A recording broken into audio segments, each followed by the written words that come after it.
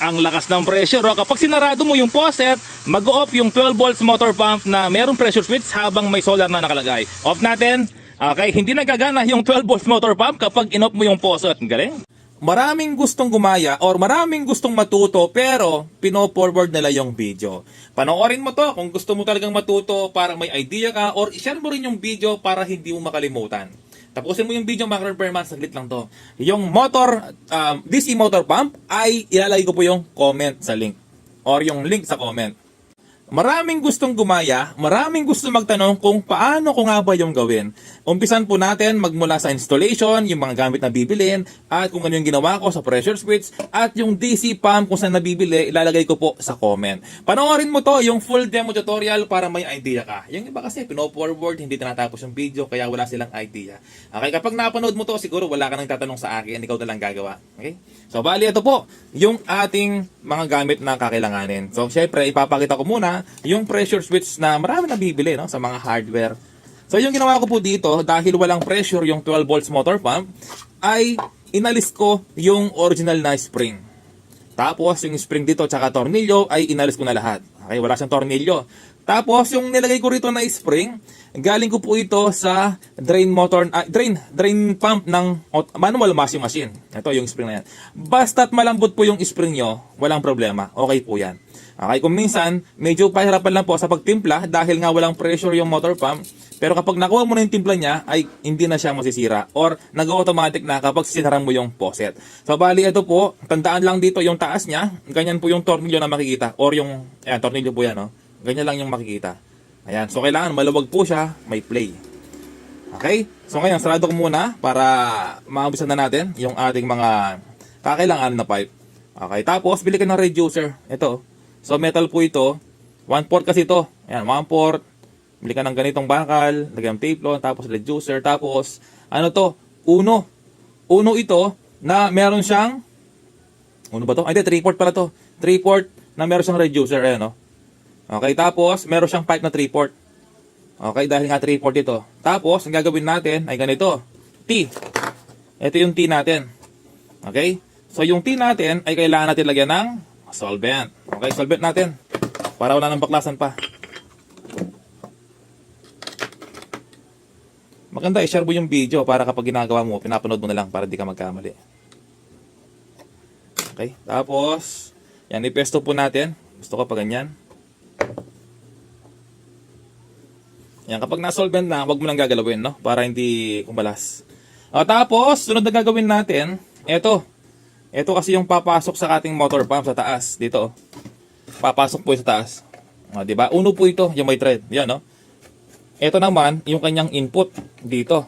Okay, yung input natin, ganyan din. Tapos, kung bibili ka pala ng ganito, meron ng kasamang foot valve. Ito yung foot valve niya, no? Okay, so yung foot valve po, ilalagay po natin dito sa ating input. Okay, input po ito. Lalagay ko dito. Dali. Pero bago yun, kailangan natin na ayusin lahat, no? Kasi kapag nagkamali po tayo dito, hindi na natin maalis dahil nga nakasolvent. So, kailangan walang pagkakamali yung ating gagawin. Okay? Dali. Meron akong hinahanap para may kulang eh.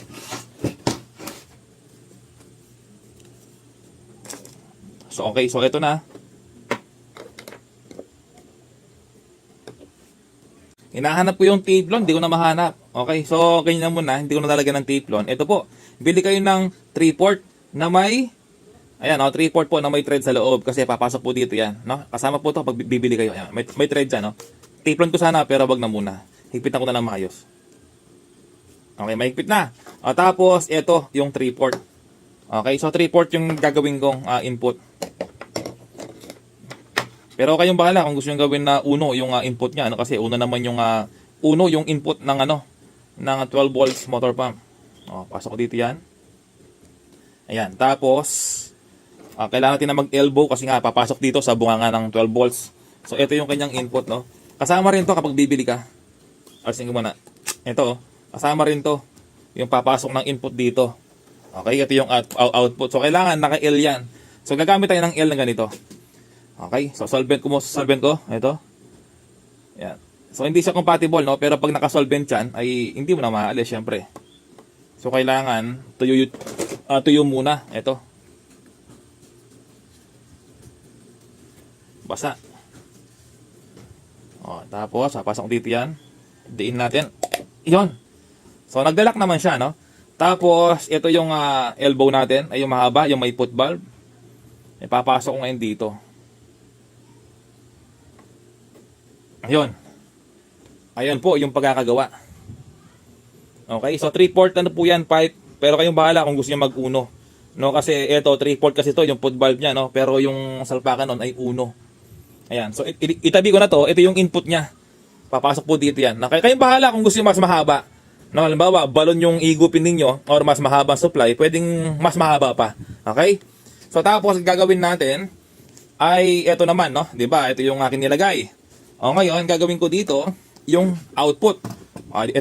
Ito naman siya sa taas. So tapos na yung input ha. So output naman ito. O uno po to, uno. Okay, so gagawin ko dito ay dahil wala akong mahanap ng ibang sukat. Ayan, no? So dapat may tubo rito 'yan. Okay? So gagawin ko dito, ito kasi hindi siya compatible, oh. Ayan. So ito na lang. Papasok na lang dito. Papasok na lang, no? So kayong bahala kung ano yung gusto niyo pipe na gagamitin, yung hindi kayo mahirapan. Ayan. Pero ang ginawa natin for demo only. Ayan. Pero kung gusto niyo gayahin to, wala namang problema. Ayan, no? O, tapos, pasok ko dito yan. Dapat diretso. Ayan. Ayan, no? So, pasok naman siya. Ayan, basta importante yung solvent nasa gilid, no? Para wala singaw. Ayan, no? Kapag po kasi natuyo yan, fit na. Ayan, yung solvent natin. Okay, so tapos, gagawin natin ay ganito. Ito po yung 3/4. Gusto kong palabasin na media. Ito po yung media natin na pipe, no? Kasi dyan maglalagay yung faucet. So gagamit ako ng reducer. Ito. Reducer. 3/4 media to. O, papasok ngayon siya dito. Okay, so kailangan natin ng pipe. Ito, 3/4. Ayan, pasok na. Tapos, reducer ulit. Papasok po dyan. Ayan, pasok na. O, tapos, pipe naman, yung panghuli. Ito yung pipe natin, no? Ayan, so hindi ko na siya papahabahin. Putulin ko na hanggang dito. Maliit lang naman, eh. For sample only. Maliit lang. Ayan. Ayan. Basta gagawin mo to, ipanood mo sa hardware yung video. Para alam niya yung mga gagamitin. Ayan, no? Or yung mga kukunin na gamit. Ayan, so reducer po yan, media. Gusto ko kasi palabasin media. Ito. O tapos, babad ko ulit dito. Ayan, para mabilis po tayo, no? O tapos, meron tayong tawag dito, yung may thread. Coupling na may thread, media. O, papasok dyan. O tapos, yung panghuli. Ito, yung ating faucet. O, tapan natin to. Baksik. O, tapos yung faucet, ito na yung nilalagay dito. O, ganyan lang kasimple. Siyempre, lagyan mo yung teflon, no? Para hindi siya hindi siya tumagas. Wala po tayong teflon for demo only. Ngayon, subukan na natin. Heto na siya, siyempre may battery, may solar panel, may solar charge controller. Tingnan natin kung kumakarga, napakainit sa labas. Ayun, no, 13.3 volts, dati 12.5 lang yan. Ang bilis talagang kumarga kapag naka-solar. So bali, ito po yung ating wiring. Ito yung 12 volts motor, may positive, negative yan. Ito yung red, yung red, ito. Tapos yung negative, ito, yung white. Okay? So ito naman yung ating 12 volts. Ilalagay sa battery rekta. Siyempre, pwede mo lagyan ng switch yan. Ito po ay nakalagay, same polarity. So positive po dito sa ating motor. Siyempre, positive din dito sa ating 12 volts. Kailangan magkakatabi yan. Okay? So tapos negative, ito po siya. Ngayon, subukan na natin.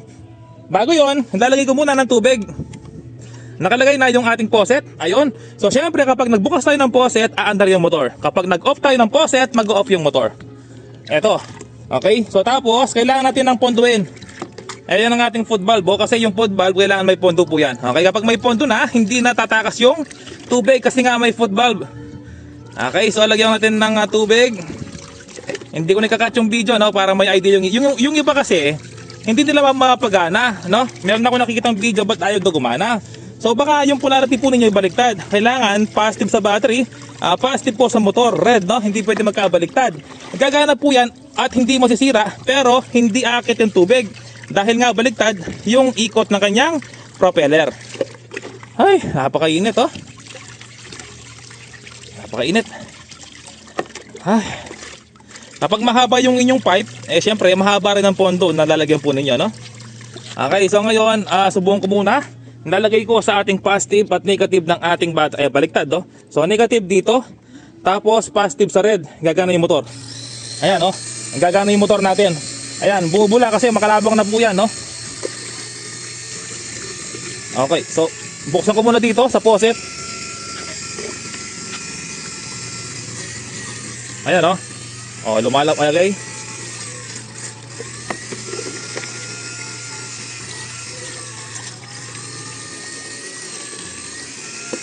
Ayan, hindi pa puno yung foot valve.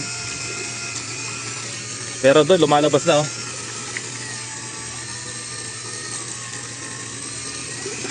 Ayan, kapag sumusuba dito, sumusuba na yung tubig, no? Pwede nang takpan. Ayan, kapag yung tubig sumusuba na, takpan na natin. Okay, so gamit tayo ng flat screw. Andali. Ay, hindi pantay, hindi pantay. Ayan. Ayan, no? Oh. Ayan, mga ka-repairman, lumalabas na, no? Ayan, pero yung okay, pero nag-automatic na, no? So kailangan continuous po yung labas ng tubig dyan, di siya nag-automatic. So alisin ko to. Ayan. Okay. So i-adjust lang natin yan. Ayan, kailangan hindi pa buktol-buktol. Ayan, pabuktol-buktol siya, no? Ayan, no? So adjust ko. Pwedeng hawakan to, safe kasi nga battery. Adjust natin. Paluwag. Kailangan continuous yan, eh.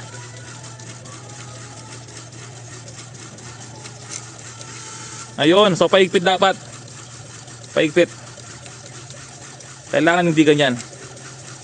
Kailangan continuous labas ng tubig. Ayan, o. Ayun. Paigpit. Ayun. Ayan, malakas na yung pressure. Ayan, o. So okay na siya. Malakas na yung pressure. Ngayon dapat kapag in-off ko yung faucet, lakas ng pressure, o. Kailangan kapag in-off ko yung faucet, mag-off din yon. Subukan natin. Ayun. Ayan, no, nag-off yung motor. Ayan, ipitin ko lang to. Ayan, no. So nag-off yung motor niya pero may play ng konti. Okay, so ngayon lubagan ko ng konti ito. Ayan, no. Konti pa. Konti pa. Andali, ipit ng konti. Kailangan talaga may timpla. Ayan, no? So malakas ang labas ng tubig. Kapag in-off ko ito, mag-off yung motor. Ayan, galing mga repairman, no? So medyo may puktol-puktol yung makina, pero okay yan, hindi masisira. Hindi naman kukusumo ng malakas yan, yung 12 volts. Kasi 12 volts lang yan. Yun, no?